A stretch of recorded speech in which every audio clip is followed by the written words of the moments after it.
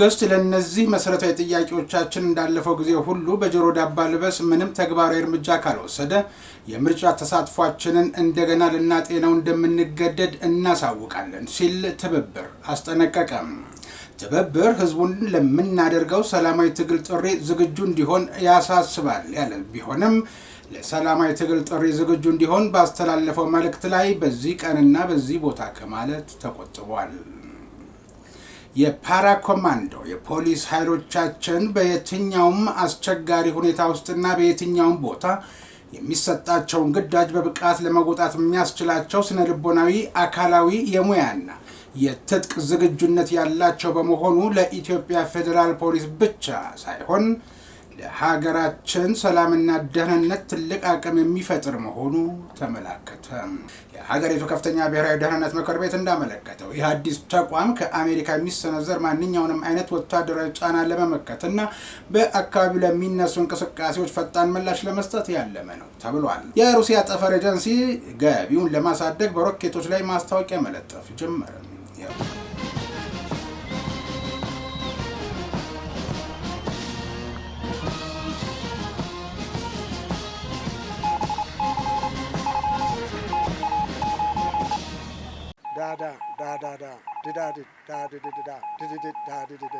ሞርስ ማለት ይችላል። ይህ ሞርስ ነው የሚያዘጋጀው ወንድም ኢዮብ። ጤና ይስጥልኝ። ይህ በሞርስ ኮሚኒኬሽን ተዘጋጅቶ የሚቀርብላችሁ መርሃ ግብር ሲሆን በምድር ኃይል ፎሬን ሲነፋ፣ በአየር ኃይል ፓሬድ፣ በባህር ኃይል ማስተሪንግ ሲደረግ በሞርስ የበላይ ጠባቂ ተዘጋጅቶ ወደ እናንተ እንዲደርስ የተዘጋጀው የሞርስ ዜና ነው። እነሆ ጀመረ።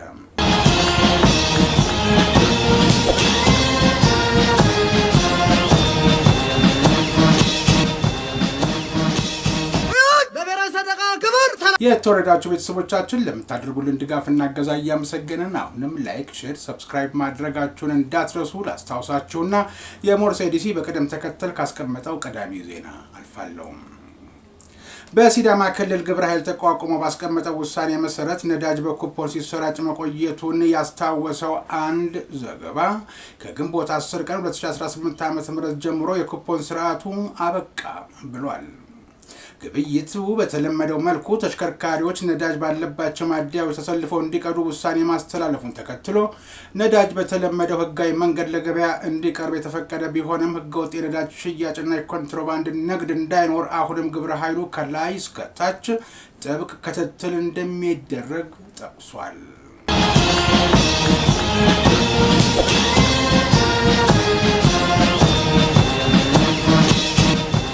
ደረሰኝ ሳይሰጡ ሽያጭ የፈጸሙ ግብር ከፋዮች ቅጣትን ከ50 ሺህ ብር ወደ 100 ሺህ ብር ከፍ እንዲል የሚያደርግ የታክስ አስተዳደር የማሻሻያ አዋጅ መዘጋጀቱ ተሰማ። ለ10 ዓመት ያህል ሲሰራበት የቆየውን የታክስ አስተዳደር አዋጅ ማሻሻያ ከሚመለከታቸውና ከባለሙያዎች ጋር የግብአት መሰባሰቢያ ውይይት መደረጉ ነው የተገለጸው። በማሻሻያ ረቂቅ ውስጥ ተሻሽለው ከቀረቡ ነጥቦች መካከል ደረሰኝ ሳይሰጡ ሽያጭ የሚፈጽሙ ግብር ከፋዮች ላይ የነበረውን የገንዘብ ቅጣት ከፍ ያደረገ ህግ የተካተተ ሲሆን በዚህም 50 ሺህ ብር ቅጣትን ያስቀምጥ የነበረውን በማሻሻል የ100 ሺህ ብር ቅጣት የሚጥል አዲስ ህግ በረቂቅ ማሻሻያ አዋጁ ላይ ተመላክቷል። የገንዘብ ሚኒስቴር ከፍተኛ የህግ አማካሪው አቶ ዋሲሁን አባተ እንደገለጹት የተቀመጠው ገንዘብ መጠን በግብር ከፋዩ ዘንድ እንደ አንድ ወጪ ታሳቢ እየተደረገ መጥቷል። ይህ ደግሞ ህገወጥነትን እየጨመረ እንዲመጣ እያደረገ ሆኗል ብለዋል።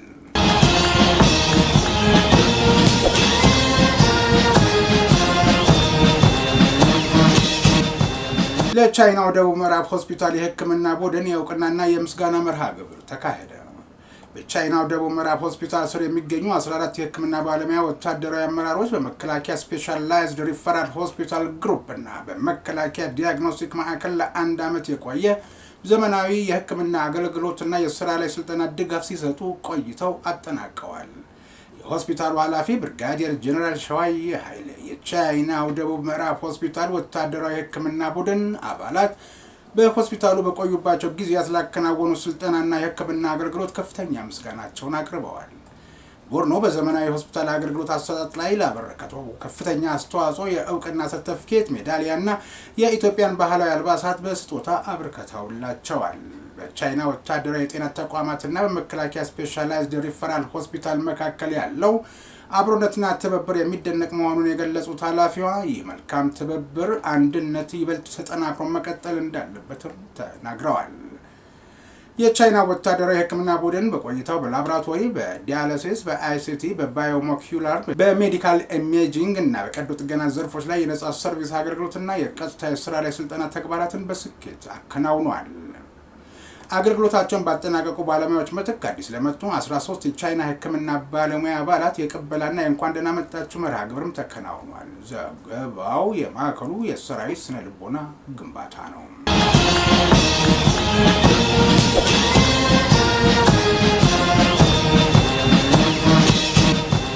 ስፖርትና ኪነ ጥበብ ከሰራዊቱ የዕለት ተዕለት እንቅስቃሴ ጋር የተቆራኙ ናቸው ተባለ። ይህ የተመለከተው የመከላከያ ስፖርትና ኪነ ጥበባት ማዕከል ከኃይሎች ከእዞችና ከመከላከያ ስታፍ ለተውጣጡ የስፖርት አመራሮችና ሙያተኞች ስልጠና መስጠት በተጀመረበት ወቅት ነው። በስልጠናው መክፈቻ ላይ የተገኙት የመከላከያ ስፖርትና ኪነ ጥበባት ማዕከል ኃላፊ ብርጋዴር ጀነራል ጌትነት አዳነ ስፖርትና ኪነ ጥበብ ከሰራዊቱ የዕለት ተዕለት እንቅስቃሴ ጋር ፍጹም የተቆራኙ በመሆናቸው የሰራዊቱን ሞራል በመገንባት አብሮነትንና አንድነትን በማጠናከር ባለፈ የአህድን ፍቅር የሚገነባ መሆኑን ገልጸዋል። ብርጋዴር ጀነራል ጌትነት ስልጠናው የኪነ ጥበብና የጦር ኃይሎች የስፖርት ፌስቲቫልን በተሳካ ሁኔታ ለማከናወን ታስቦ የተዘጋጀ መሆኑንም አንስተዋል። በሚቀጥለው ዓመት የሚከበረውን 119ኛ ዓመት የሰራዊት ቀን ምክንያት በማድረግ በሁሉም የሰራዊት ክፍሎች በተለያዩ የስፖርት ዘርፎች ውድድሮች እንደሚከናወኑ የገለጹት ጀነራል መኮንኑ ውድድሩ ከታችኛው የጦር ክፍል ወደ ላይ ለአንድ ዓመት ሲከናወን ቆይቶ በ120ኛው የሰራዊት ቀን የሚፈጸም መሆኑንም አመላክተዋል።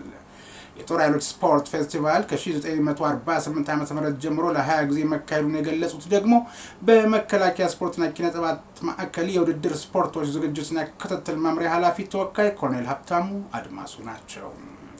የጦር ኃይሎች ስፖርት ፌስቲቫል ለሀገራችን ዘመናዊ ስፖርት እድገት ሚናው የጎላ መሆኑ በየዘመናቱ የተመዘገቡት ውጤቶች አስረጂ መሆናቸውን ያወሱት ኮሎኔል ሀብታሙ ነገር ግን ውድድሮች ወጥነት ባለው መልኩ በተከታታይነት አለመከናወናቸውንም አውስተዋል። ዘገባው የአብዮት ዋሚ ነው።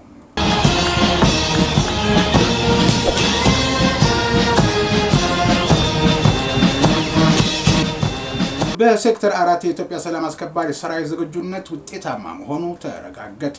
የሰላም አስከባሪውን ዝግጁነት ተዘዋውረው ያረጋገጡት በአፍሪካ ህብረት የሶማሊያ ድጋፍና ማረጋጋት ተልዕኮ አውሶም ኢንስፔክሽን ቡድን ኃላፊ መሐመድ ዲያሎ ኢትዮጵያ በሰላም ማስከበር ታሪክ ትልቅ ስም ያላት ወታደሮቿ እጅግ የሰለጠኑና በዲሲፕሊን የታነጹ በማንኛውም አስቸጋሪ ቦታዎች ተሰማርተው ግዳጅ የሚፈጽሙ ናቸው ብለዋል።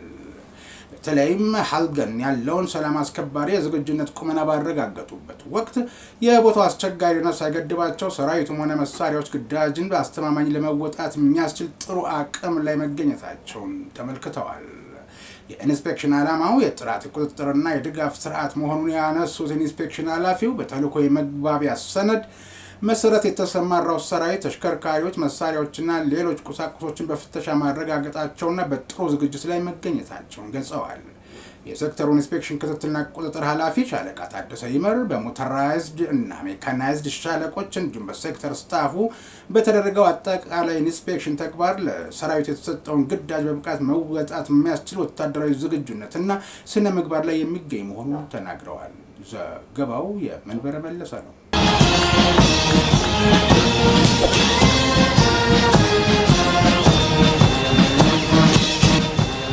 የኢትዮጵያ ፌዴራል ፖሊስ በኢትዮጵያ ፖሊስ አካዳሚ ያሰለጠነውን የፓራ ኮማንዶ ፖሊስ በደማቅ ስነ ስርዓት አስመረቀ።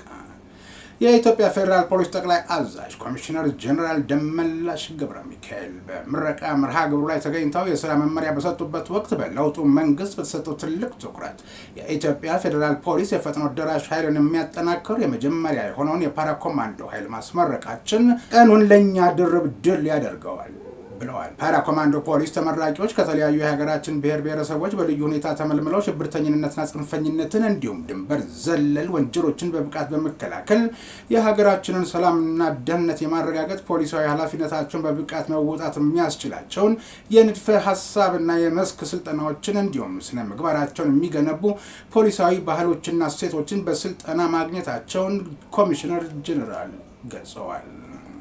ኮሚሽነር ጀነራል አያይዘውም የፈጥኖ ደራሽ ኃይልን የሚያጠናክረው የፓራ ኮማንዶ ኃይል በርካታ መሰናክሎችን በስልጠና ማለፉንና በከፍተኛ ብቃት ለምረቃ መብቃቱን ተናግረዋል። የፓራ ኮማንዶ ኃይል መደበኛ የፖሊስ ኃይል ከሚሰራው በተለየ ኦፕሬሽኖችን ወይም ፖሊሳዊ ግዳጆችን መወጣት በሚያስችል መልኩ የሰለጠነ መሆኑን በመግለጽ ስልጠናው በተቋሙ ታሪክ ለመጀመሪያ ጊዜ በተቀናጀና ፍጹም በተደራጀ መልኩ በራስ አቅም መሰጠቱን አብራርተዋል። ዛሬ አስተዋወቅናችሁ አሉ ኮሚሽነር ጀነራል።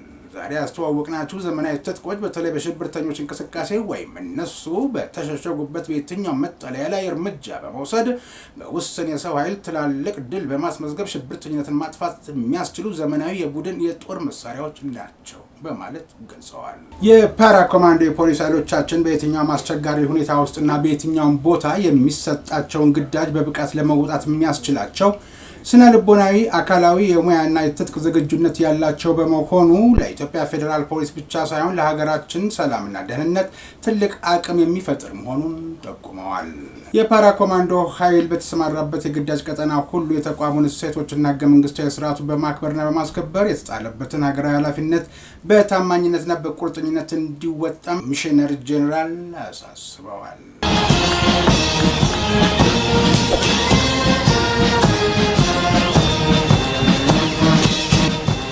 የሀገራችን ሰላምና መጻኢ ዕድል ሊወስን የሚችለው በእውነተኛ በሆነ የህዝብ ተሳትፎ እንጂ የይስሙላ በሚደረግ ምርጫ እንዳልሆነ ትብብራችን ቀደም ሲል በገለጸውና አሁንም በያዘው ጽኑ አቋም ላይ መሆኑን በጽኑ ያምናል ሲል የጀመረው የትብብር መግለጫ በተለይ ምርጫው እየተቃረበ ሲሄድ አፈናውም ሆነ ማዋከቡ እየጨመረ ሲሆን ክልከላውም እየበዛ ይገኛል ብሏል።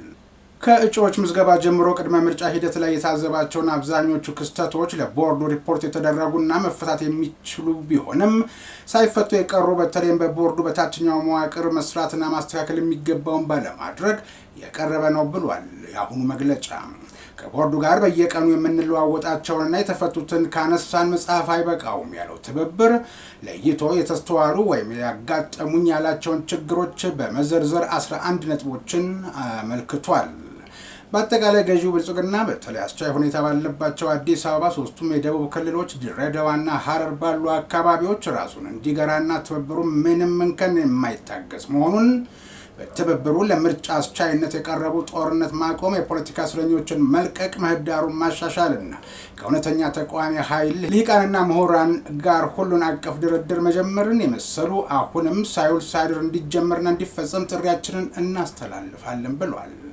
አያይዞም በሚታዩ የካድሬው የበዛ ነውሮች ላይም እርምጃዎችን ወስዶ በይፋ ለህዝብ እንዲገልጽ መንግስት ለእነዚህ መሰረታዊ ጥያቄዎቻችን እንዳለፈው ጊዜ ሁሉ በጆሮ ዳባ ልበስ ምንም ተግባራዊ እርምጃ ካልወሰደ የምርጫ ተሳትፏችንን እንደገና ልናጤነው እንደምንገደድ ለማሳወቅ እንወዳለን ሲል አስጠንቅቋል። ቦርዱን በተመለከተ የኢትዮጵያ ብሔራዊ ምርጫ ቦርድ በተለይ ከፍተኛ አመራሩ በጠባቧ ቀዳዳ እያደረገ ያለው ጥረት ምስጋና ያለን ሲሆን የአባላት ደህንነት ላይ ጥብቅ እርምጃ እንዲወሰድ የበለጸገው ሲስተም ከዚህ በኋላ በየትኛው የምርጫ ሂደት ውስጥ ጥቅም እንዳይኖረው እንዲያግድ እናሳስባለን ብሏል። ህዝቡን በተመለከተ ካድሬው በተለያየ መልኩ ያስፈራራውና ያዋከበው ቢሞክርም ድምጽ ሲሰጥ ከፈጣሪ በታች ማንም እንደማየው ማወቅ አለበት። ለዚህም ትብብሩ ከጎኑ ነው።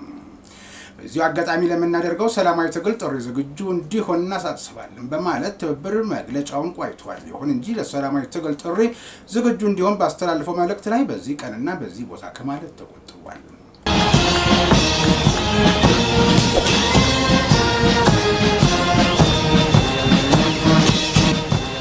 የተወደዳችሁ ቤተሰቦቻችን ለምታደርጉልን ድጋፍን የሞርስ የበላይ ጠባቂና ኤዲሲው አብዝተው ምስጋናቸውን አቅርበውላችኋል። አሁንም ላይክ፣ ሼር፣ ሰብስክራይብ ማድረጋችሁንና የደወል ምልክቷን መጫን እንዳትረሱ ላስታውሳችሁና በዚሁ ወደ ውጭ ዜና አልፋለሁ። ቴህራን ኢራን 20 በመቶ የሚሆነው የዓለም አቀፍ ነዳጅ መተላለፊያ በሆነው የሆርሙዝ ባህር ወሽመጥ ላይ ሙሉ ቁጥጥር የሚያደርግ አዲስ ወታደራዊ ተቋም ማቋቋሟን ይፋ አደረገች። የሀገሪቱ ከፍተኛ ብሔራዊ ደህንነት ምክር ቤት እንዳመለከተው ይህ አዲስ ተቋም ከአሜሪካ የሚሰነዘር ማንኛውንም አይነት ወታደራዊ ጫና ለመመከትና በአካባቢው ለሚነሱ እንቅስቃሴዎች ፈጣን ምላሽ ለመስጠት ያለመ ነው ተብሏል። በሌላ በኩል የኢራን ፓርላማ በወሽመጡ በኩል በሚያልፉ መርከቦች ላይ ልዩ አገልግሎት በሚል ክፍያ የሚጠይቅ አዲስ አሰራር መዘርጋቱን አስታውቋል። ይህ አዲሱ አሰራር የዓለም አቀፍ የነዳጅና የተፈጥሮ ጋዝ አቅርቦት ላይ ከፍተኛ መስተጓጎል ሊፈጥር እንደሚችል ስጋት መኖሩን የዘገበው አናዶሉ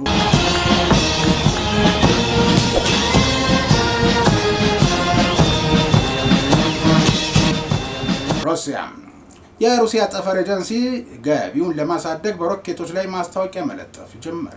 የሩሲያ ብሔራዊ የጠፈር ኤጀንሲ ሮስኮስሞስ የገጠመውን የበጀት እጥረት ለመቅረፍ በሮኬቶቹ ላይ የንግድ ማስታወቂያዎችን ማስተናገድ መጀመሩ ነው የተሰማው። ባለፈው ዓመት በፓርላማው በጸደቀው ሕግ መሰረት ኤጀንሲው እንደ ፒኤስቢ ባንክና ኮፊ ማኒያ ካሉ የሀገር ውስጥ ተቋማት ጋር የመጀመሪያውን የማስታወቂያ ስምምነት አጠናቋል።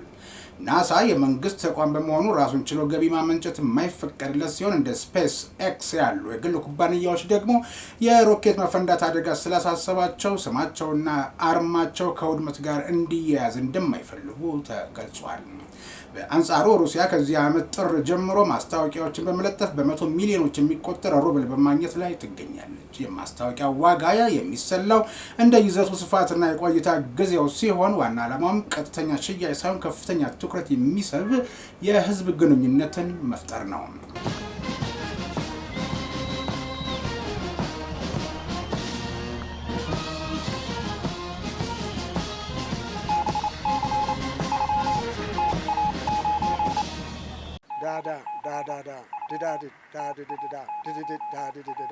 ሞርስ ማለት ይችላል። ይህ ሞርስ ነው የሚያዘጋጀው ወንድም ኢዮብ። የተወደዳችሁ የሞርስ ቤተሰቦች በሞርስ የበላይ ጠባቂ ክትትል ወደ እናንተ እንዲደርስ የተዘጋጀው የዛሬ የሞርስ ዜና የእስካሁኑ ነበር። ከዜናው ጋር ኢዮብ ደመቀ አብሬያችሁ ነበርኩ። በቀጣይ የሞርስ መርሃ ግብር እስከምንገናኝ ድረስ ጤና ይስጥልኝ።